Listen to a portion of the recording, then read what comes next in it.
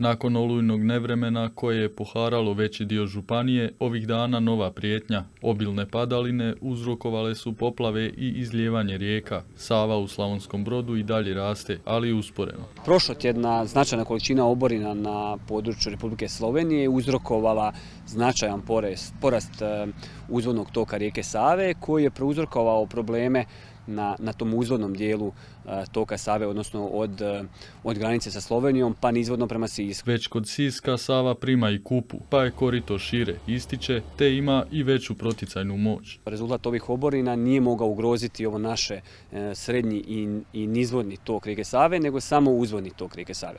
Znači čak na tom dijelu uzvodnog Siska su bile proglašene izvanredne mjere obrane od poplava. To je zapravo najviši stupanj mjera obrane od poplava. Zato očekuju rast vodostaja na razinu oko 410 cm, što uključuje pripremne mjere obrane od poplava. Pripremne mjere, kao i što sama riječ kaže, obuhvaćaju nekakve pripremne radnje. Znači obilazi se vodotok, sve nekakve vodne građevine uz taj vodotok, provjerava se njihova funkcionalnost, odnosno njihovo ispravno funkcioniranje. U slučaju ako se otkriju nekakvi nedostaci, ima se vremena na vrijeme reagirati i otkloniti te nedostatke. Još uvijek se sjećaju nemile situacije iz 2014. godine, kada je rijeka Sava u Slavonskom Brodu dosegla razinu od 939 cm.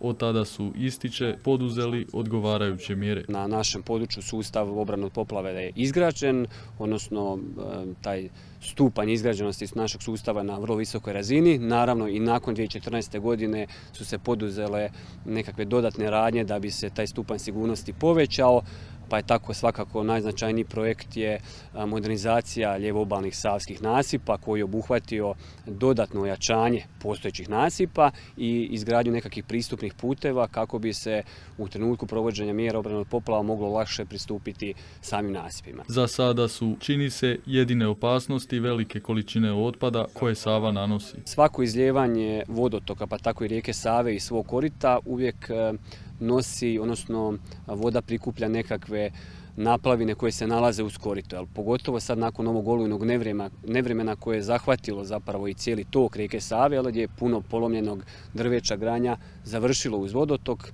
Sava ga je sada podigla i jednostavno ga nosi sa sobom. To nije neobična pojava, odnosno to je uobičajena pojava za rijeku Savu, međutim evo sad zbog ovog nevremena je to malo intenzivnije. Dodatna se pozornost, napominje, treba obratiti na nakupljanje naplavina uz mostove i plovne objekte. Za sada je situacija, zaključuje, pod kontrolom. Ova količina oborina koja je zabilježena u Sloveniji ne može, kažem, ugroziti značajnije naš srednji i donji tok rijeke Save.